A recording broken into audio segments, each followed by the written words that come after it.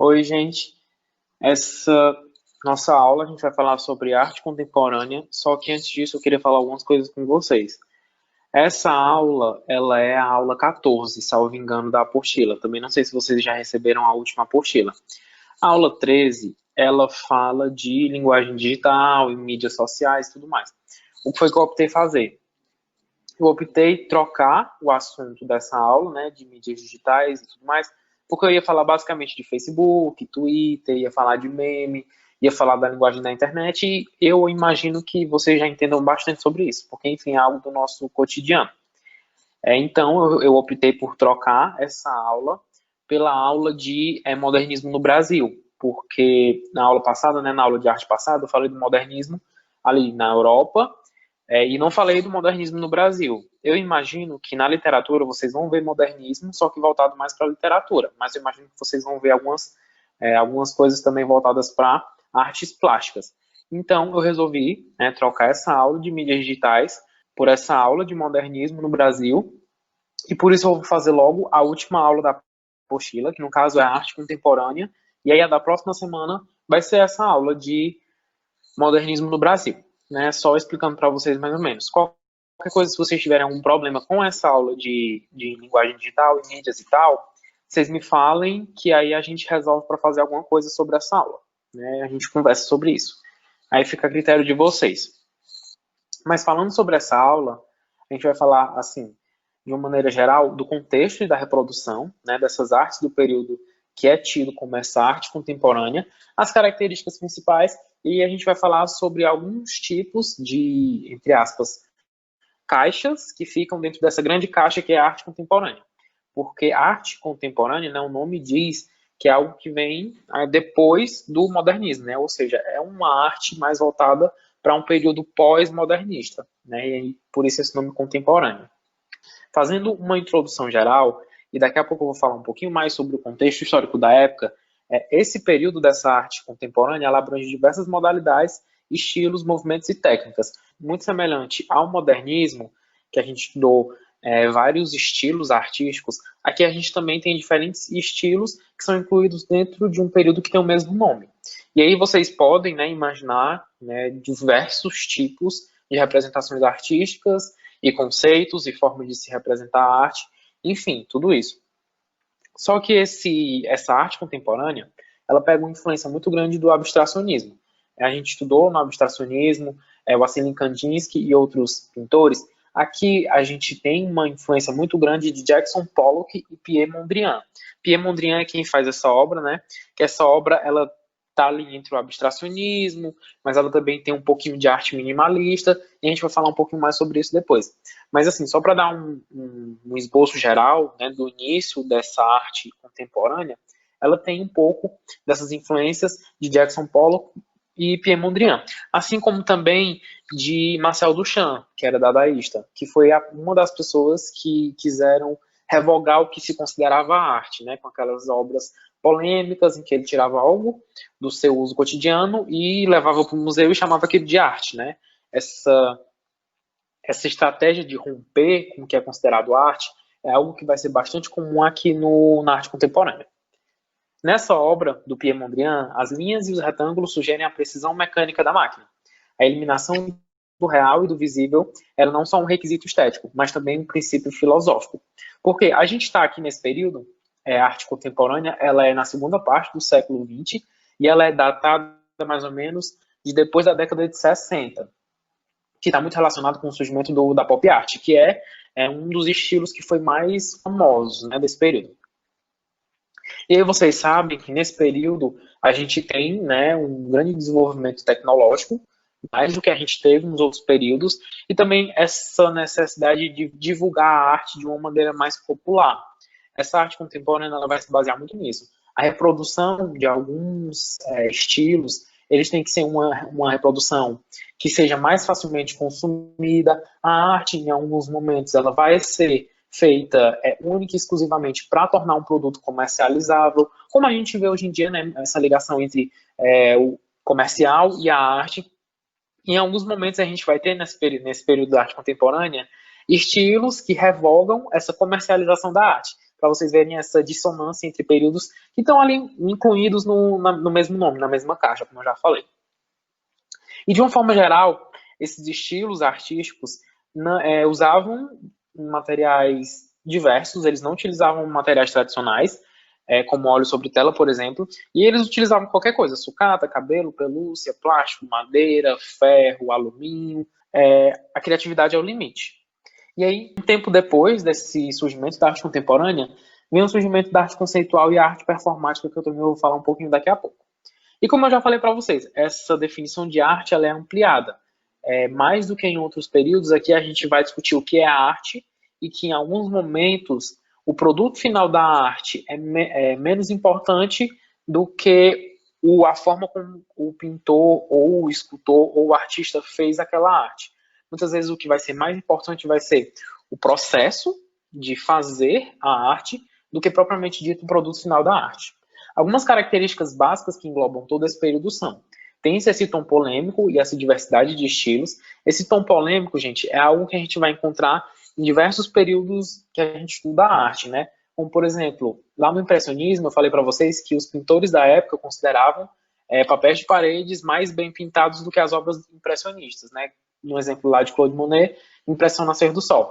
Aqui não vai ser diferente. Aqui, essa arte nova, né, que queria muito romper com ideia de arte e tudo mais, ela também traz esse tom polêmico e muita gente deixa de considerar isso aqui arte. É uma discussão que a gente tem até hoje, se alguns tipos de arte que estão incluídos aqui são realmente arte.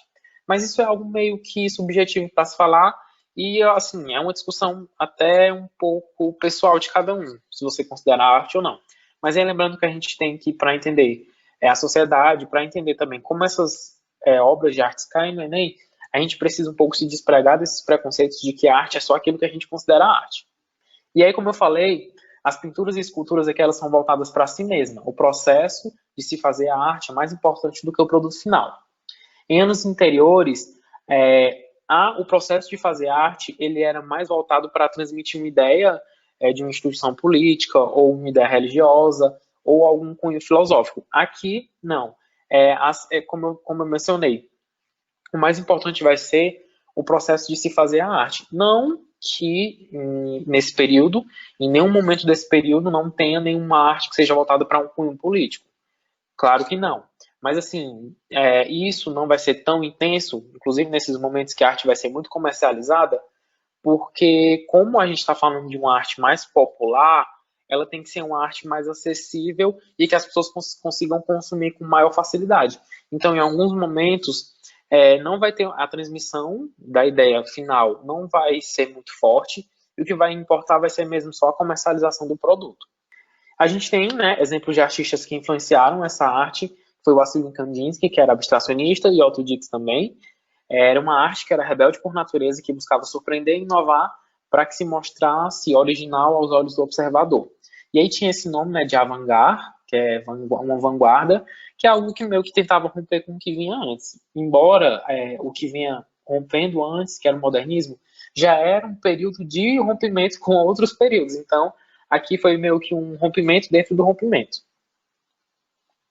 E aí temos, né, um grande influenciador desse período, que foi Marcel Duchamp, que ele questionou o que era arte ou não, quando ele levou, por exemplo, um urinol e colocou numa exposição de arte. E aí a gente tem alguns exemplos de como essa arte era feita. Por exemplo, Alain Caprot, em 1950 e 60, ele usou o próprio corpo como veículo artístico. Já Robert Smithson, em 1970, ele se utilizou de elementos do meio ambiente, como terra, rocha e água para compor as esculturas. E, de uma maneira geral, né, nesse ponto crítico que a gente tem sobre arte contemporânea, muita gente considera esse tipo de arte como uma arte perturbadora e que rompe com o academicismo. Falando de características, esse tipo de arte ele tem um grande fascínio pela tecnologia moderna. Como eu falei para vocês, eles vão se utilizar muitas vezes dessa tecnologia moderna para a produção da arte, como, por exemplo, a estilogravura, a tipografia, a impressão, a fotografia, principalmente. Aí a gente tem Umberto Boccioni e Pablo Picasso, sendo que Umberto Boccioni ele procurou glorificar a precisão e a velocidade da era industrial em suas pinturas e esculturas, e o Pablo Picasso ele utilizou a técnica da colagem, que também é muito importante para esse período. Além de que Pablo ele se influenciou e valorizou muito as máscaras africanas, que é algo que eu já falei com vocês algumas vezes. Falando da influência do fauvismo para esse período, a gente tem que essa espontaneidade e essa coloração que a arte fauvista tinha, né, que a gente tem o principal expoente Henri Matisse, também foi muito influente para esse período, porque muitas vezes você utilizar umas cores mais chamativas para fazer uma obra, isso dá um tom mais de comercialização para aquela obra. Quanto mais colorida, mais facilmente consumida ela vai ser pela sociedade, pela população, enfim.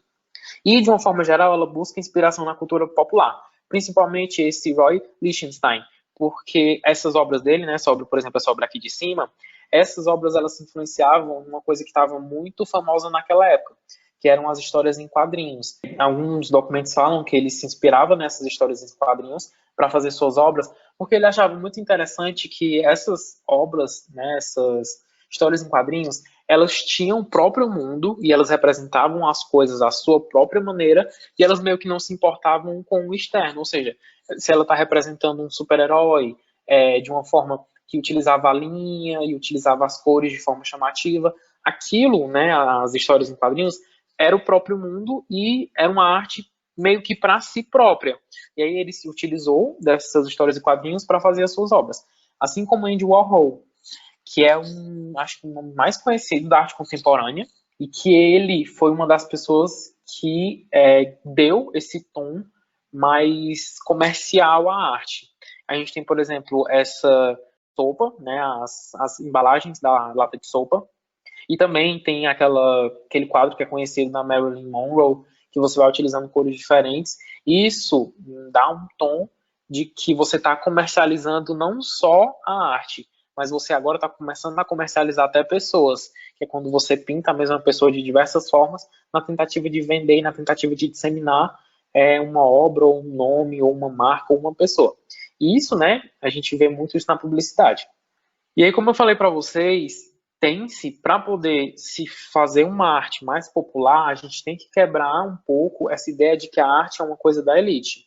E aí, o que é que vai facilitar isso? Como eu falei para vocês, principalmente Picasso, Warhol, Lichtenstein. Porém, alguns artistas como Mondrian e Pollock não cederam a esses apelos de comercializar a arte. Inclusive, naquela obra que eu mostrei para vocês de Pierre Mondrian, é uma obra meio minimalista, um pouco abstracionista, e que, assim, eu imagino que naquela época ela não tenha sido tão comercializável, porque é uma obra que você tem que entender um pouco mais do contexto e da subjetividade do artista, diferente dessas outras obras mais populares. Como eu havia dito para vocês, a gente tem o início dessa arte contemporânea datado ali na segunda metade do século XX, mais especificamente a partir de 1960, que isso vem com o advento da arte pop e do minimalismo.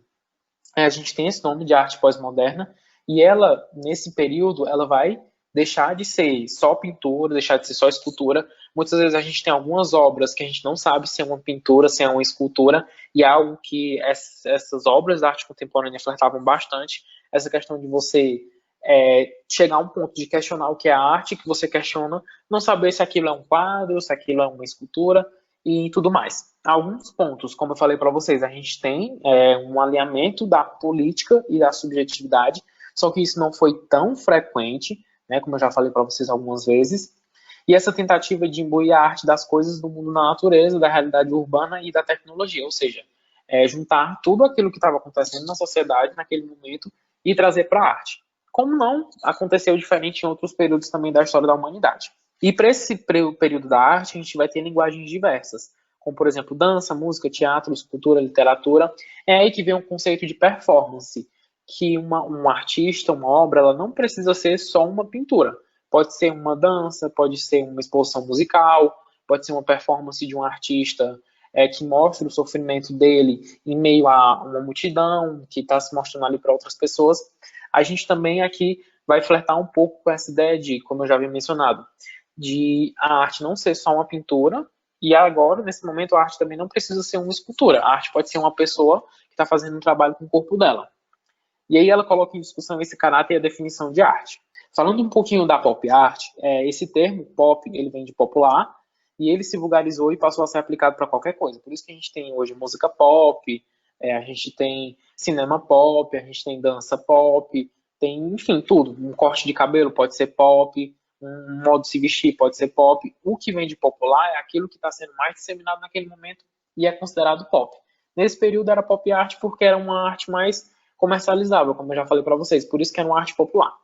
E ela tem essa influência muito forte de surgimento em Londres, em 1950 e 1960, e ela encontra seu espaço a partir da produção norte-americana, principalmente com Andy Warhol. Ela não é motivada pelo desprezo ou animosidade contra a civilização atual, diferente do dadaísmo, que o dadaísmo era muito pessimista com a sociedade. Aqui não. Aqui ele vai valorizar o que a sociedade estava vivendo naquele momento para produzir esse tipo de arte.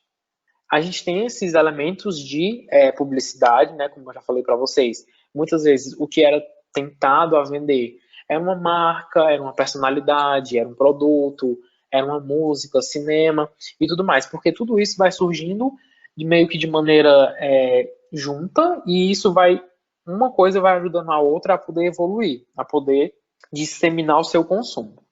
O que se caracteriza é que é uma arte que é mais consumível, também é uma arte transitória, não é uma arte que você enxerga que vai focar a fazer uma crítica meio que longitudinal. Aquilo que está sendo produzido naquele momento é algo que está retratando aquele momento, por isso que ela tende a ser um pouquinho mais transitória.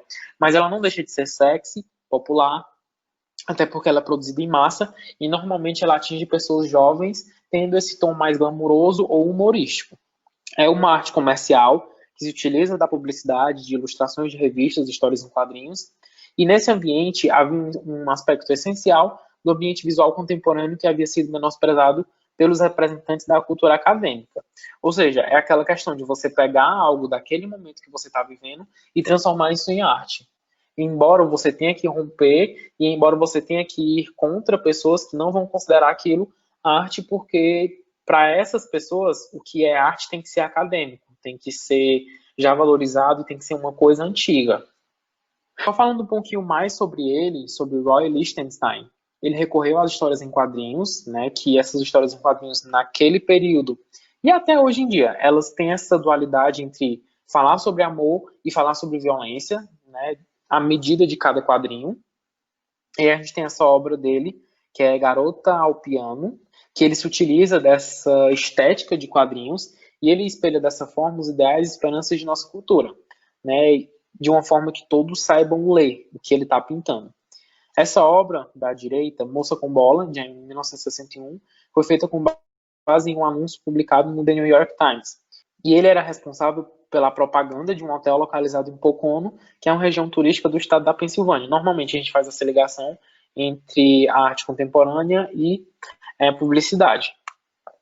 Falando agora de Andy Warhol, que eu acho que deve ser um dos nomes mais importantes da arte contemporânea, e junto com outros nomes como, por exemplo, Picasso e Dalí, vão ser um dos nomes mais importantes da arte do século XX.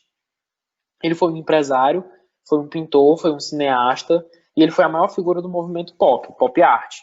Para muitos, ele foi a encarnação do sonho americano, porque a maioria das obras dele tinham esse tom comercial, né? Ele valorizava muito essa comercialização das suas obras. Ele foi muito rico e famoso, e ele contribuiu para a nossa maneira de ver o mundo, né? O que faz ele um artista diferenciado. Muitas coisas que Andy planejou para suas obras são utilizadas até hoje na publicidade, na propaganda, na sociedade em geral. Esse nome pop art foi utilizado em 1950 para se referir à cultura popular que era oriunda dos produtos advindos do meio de comunicação, em massa. Essa tentativa de representar o dia a dia das grandes cidades norte-americanas foi importante para que essa arte se tornasse mais consumida pela população e também que fosse uma arte mais facilmente entendida pelo povo. E aí refletir imagens, ambientes, a forma com que a tecnologia industrial chega nos centros urbanos é muito bem representado por essas obras e os recursos que são utilizados eles são muito semelhantes ao cinema, da publicidade e da TV. E lembrando, assim, fazendo uma correlação, não sei se vocês conseguem perceber, que tanto as obras de Andy Warhol quanto as do Roy, elas têm o uso das cores e o uso dos traços de uma forma que essa arte consiga ser disseminada de uma maneira mais fácil.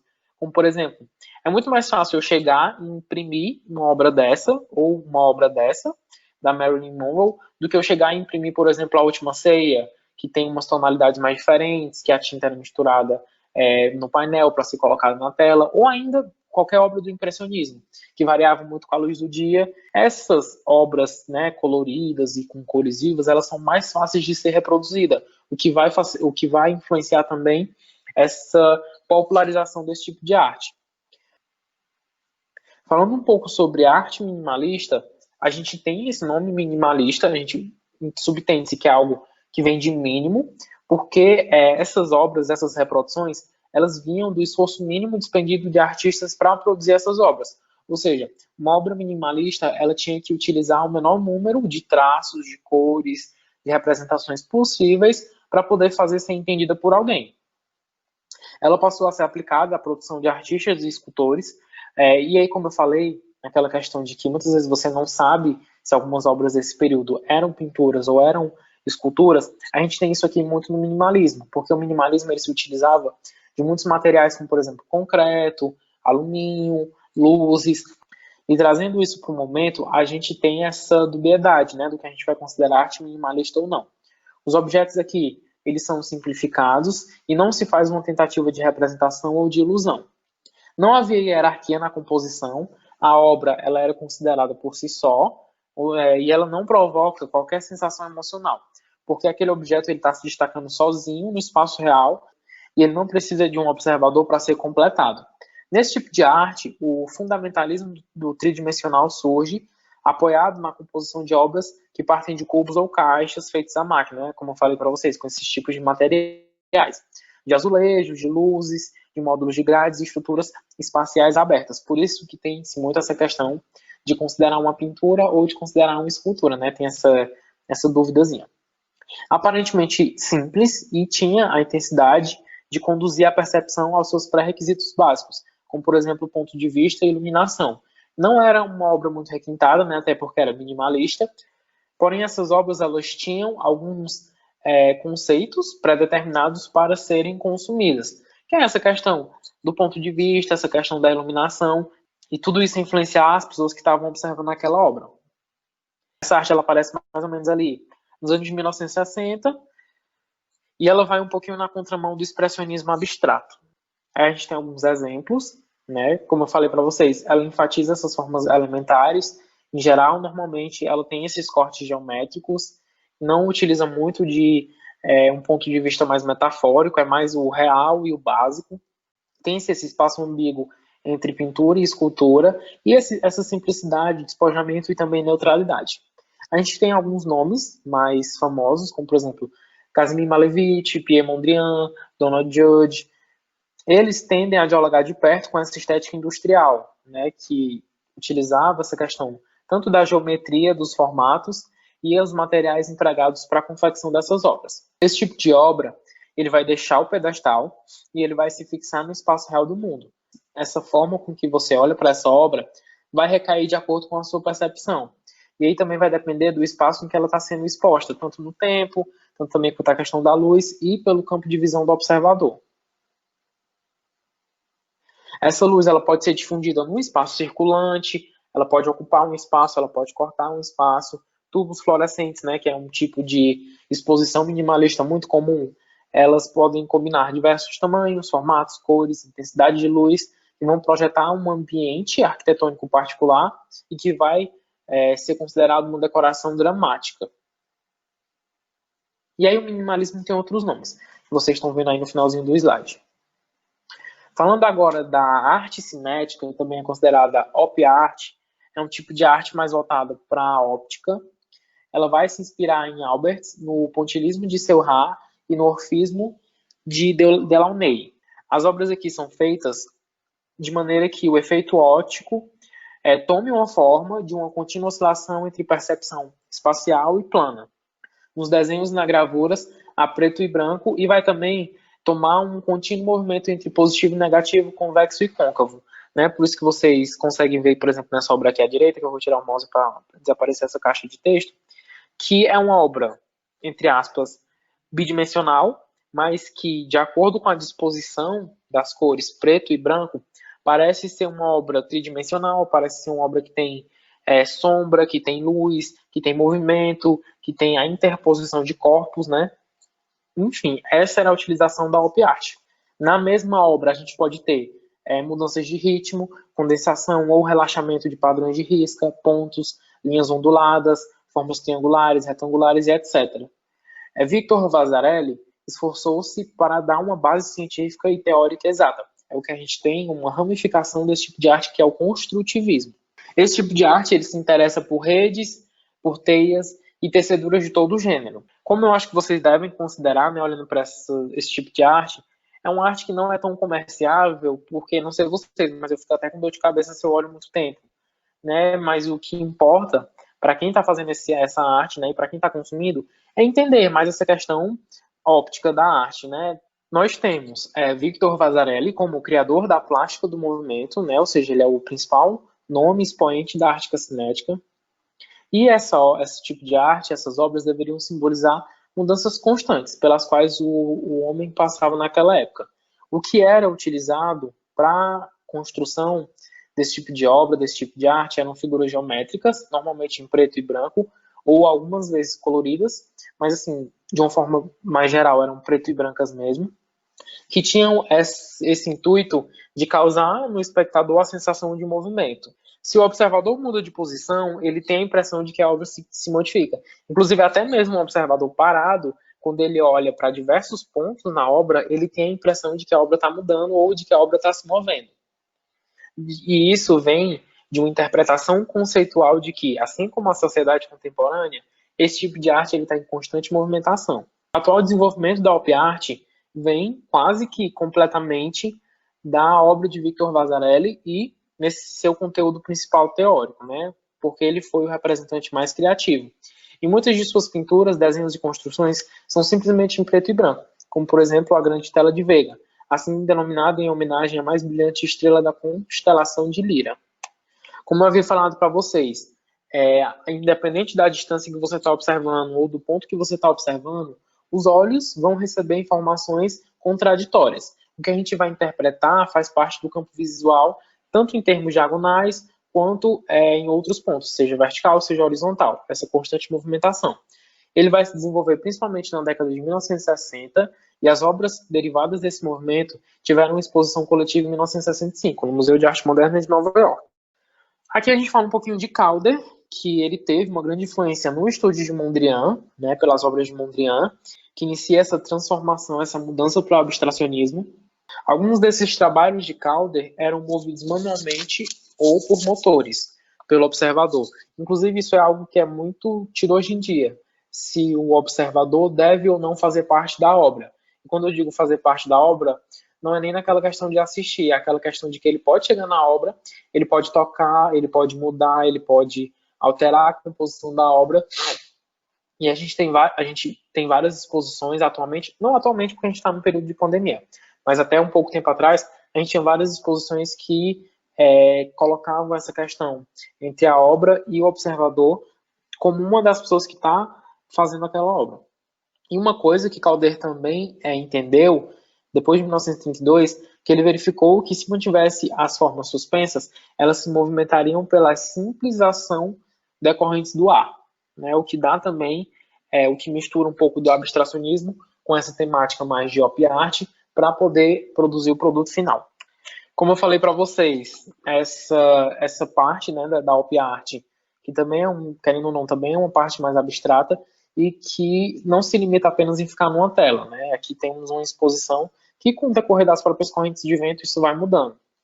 É por isso que esse tipo de arte, né, op art, ela também é chamada de arte cinética, porque é uma arte que, a depender de vários motivos e de várias contradições, ela está sempre em constante movimento. Aqui no Brasil, ela ganha destaque a partir da oitava de Bienal, em 1965, da qual participaram artistas como Vasarely e Tinguely. Na nona de Bienal, em 1967, a arte cinética ganha destaque com a premiação de Júlio Leparc. Gente, agora a gente está chegando nos últimos estilos artísticos, né, que é algo realmente já bem mais contemporâneo, é algo mais do nosso período, inclusive. Aqui a gente fala sobre a body art, que ela utiliza o corpo como meio de expressão ou matéria para a realização de trabalhos, que inclusive é associada aos happenings e às performances. Aqui a gente utiliza o corpo como suporte para a realização de intervenções que, de modo geral, são associadas à violência, à dor e ao esforço físico. A gente tem, valorizando não só a parte física do corpo, mas também a parte fisiológica do corpo, a utilização de sangue, suor, esperma, saliva e outros fluidos que questionam essa materialidade do corpo. Porque a gente chega num momento em que a gente está se vendo como uma sociedade muito polêmica. E aí, a gente se vendo nessa sociedade, a gente começa a questionar os padrões corporais da sociedade e a forma com que a sociedade valoriza os corpos. É por isso que a body art ela vem com essa ideia de quebrar com essas contradições e que muita gente ainda é um pouco receoso de tratar esse tipo de arte como arte. Por vezes, essas manifestações e obras, elas tomam formas de rituais ou sacrifícios. E aí a gente tem tatuagens, ferimentos, atos repetidos que são feitos ora em local privado, ora em local público. De uma forma geral, tenta se opor a um mercado internacionalizado e técnico da arte. Aqui a gente já vai começar a chegar num ponto da arte contemporânea que a gente está fazendo críticas ao que a gente tinha no começo da arte contemporânea, que era essa comercialização exacerbada da arte. É algo principalmente que a gente vai estudar quando eu falar daqui a pouco sobre arte conceitual, mas assim, querendo ou não, essas obras do finalzinho, né, da arte contemporânea, que é algo que a gente ainda se encontra hoje, elas tendem a criticar mais essa comercialização das coisas. A arte happening e a performance, que a gente pode falar para citar Alan Caprow, 1950, que ele serviu para designar uma forma de arte sem texto, sem representação, combinando artes visuais e teatro sui generis. Os materiais utilizados são orquestrados de forma a envolver o espectador, e o happening ele se distingue da performance porque esta não há participação do público. Os eventos aqui são flexíveis, pois não se programa começo, meio e fim, e as improvisações conduzem a cena. E aí a gente tem alguns nomes, né, como Jim Dean, Claes Oldenburg e Roy também. De uma maneira geral, essa arte ela vai se originar de eventos teatrais que foram montados por artistas futuristas, que também é um desses tipos de artes que estavam incluídos nesse período, dadaístas e surrealistas do começo do século XX. A gente enxerga nesse tipo de arte uma tentativa de destruir as fronteiras entre o público e a plateia. Como eu falei para vocês, o happening ele vai se distinguir da performance porque na performance não tem participação do público. Em 1960, esse termo era utilizado para designar obras em que artistas utilizavam o corpo, normalmente também incluindo dança e música. A gente tem alguns nomes, né? Como, por exemplo, John Cage, Yoko Ono, Grupo Fluxus, que foi fundado ali mais ou menos em 1960. E a gente também tem Flávio de Cárcamo e Guto Lacaz. Falando agora um pouco de artes mais voltadas para o natural, a gente tem surgido ali em 1960 a land art, né, que o nome diz, é uma arte de areia, que é uma tendência artística que busca novos materiais, temas e lugares para a prática e exibição artística. Aqui o que a gente vai ver muito, gente, é a valorização da natureza. Né? Essa valorização, ela tende a fazer críticas sobre o que a gente faz com a natureza, o que o ser humano está fazendo em prol da natureza ou não. E aí, utilizando desses materiais, a gente tenta imprimir uma certa responsabilidade social do homem com a natureza. É comum os artistas da land art explorar o potencial da paisagem e do meio ambiente, tanto pelos materiais quanto pela localização. Em vez de só representar a natureza, eles usam a natureza para representar a sua obra. A paisagem e o trabalho artístico, eles estão muito ligados, porque a escultura ela não é colocada na paisagem, e sim o principal meio de produção da paisagem. Os trabalhos eles são realizados em locais abertos, normalmente, e muitas vezes longe da civilização, ficando assim sujeitos à erosão e às condições naturais do clima. Agora a gente fala sobre a nossa última arte, nossa última caixinha da arte, que é a arte conceitual. E essa arte conceitual ela vai se impor como um desafio às classificações impostas por museus e galerias, né, a chamada arte moderna. Vai romper com a ideia de que a arte era apenas aquilo que os museus diziam ser arte. A arte conceitual buscava questionar a natureza da própria arte, buscava questionar o que era realmente a arte. E aí vocês podem ver que ela meio que traz um pouco das ideias de Duchamp, do dadaísmo, que quando ele questionava a própria arte, dizendo o que ele considerava ou não arte, e que isso deveria ser discutido pela sociedade, né? Ele trazia essa discussão à tona. Nesse tipo de manifestação, o que se vê é o conceito superar a prática das artes plásticas anteriores. Aqui, o conceito da produção intelectual da arte é tão importante e às vezes até mais importante do que a representação física dessas obras. Tratava-se de uma reação a essa arte considerada mercadoria e que tinha uma forte influência do dadaísmo, e aqui também é comum o uso da palavra escrita ou declarações na composição de obras desse movimento, que é, por exemplo, essa obra de Joseph Kosuth, que é 1 e 3 cadeiras, que tem uma cadeira, mas ao mesmo tempo tem 3, porque ele tem a cadeira física, ele tem uma foto da cadeira e ele tem um quadro que explica o que é uma cadeira, ou seja, são 3 cadeiras, só que ao mesmo tempo que você tem apenas uma cadeira. E, de uma forma geral, gente, essa arte conceitual, como eu falei para vocês, ela é um tipo de arte que desprende de um maior tempo e da necessidade de entender aquela obra na sua raiz, né? Diferente de artes mais comercializadas, como, por exemplo, na pop art. Dada a sua importância, essa arte conceitual abre caminhos para instalações e também para a arte performática, que é uma arte que busca o entendimento à medida com que pessoas praticam aquele tipo de arte. Ainda, a expressão aqui, ela está na ideia e não na forma, pois as formas são apenas artifícios a serviço da ideia, como eu já falei para vocês. E aqui a imaginação, ela é o limite, né? A execução, ela nem sempre é tão importante. O que importa é o conceito e a imaginação que vão construir a própria arte. E para concluir, a gente tem outras manifestações artísticas contemporâneas, como por exemplo grafite, videoarte, arte urbana, neoexpressionismo, hiperrealismo, arte digital e arte povera. Eu não vou conseguir falar de todas para vocês, mas aí vocês sabem o que é grafite, né? Vocês também sabem o que é videoarte. A arte urbana, que normalmente está associada com grafite, mas não somente isso. O neoexpressionismo é uma nova forma de se enxergar o expressionismo nos dias de hoje, fazendo críticas sociais e também valorizando a subjetividade humana.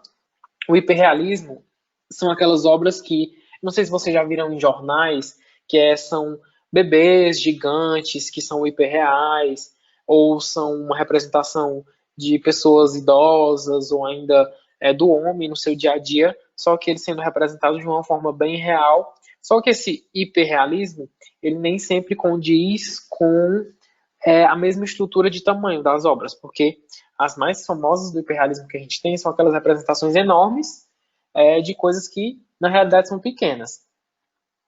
E a arte digital, que é uma arte que é muito aliada da publicidade, e a arte povera, né, que esse povera vem do nome pobre, que utiliza de materiais não convencionais para a produção da arte. E, gente, é isso. A gente acaba nessa aula o estudo de arte. Não nessa aula, porque a gente ainda vai falar sobre o modernismo no Brasil, mas assim, nesse percurso da arte, a gente encerra com a arte contemporânea. E aí eu queria dizer para vocês que qualquer dúvida que vocês tiverem, podem falar comigo, né? Tô aí para ouvir. E é isso, gente. Muito obrigado.